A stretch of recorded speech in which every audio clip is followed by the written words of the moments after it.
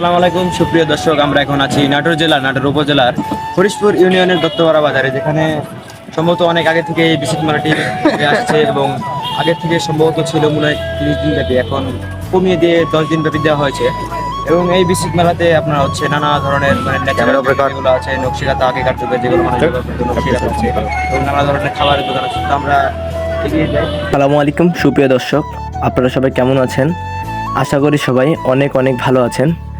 আমরা বন্ধুরা মিলে এখন অবস্থান করছি নাটোরের দত্তপাড়ায় বিসিক মেলায়।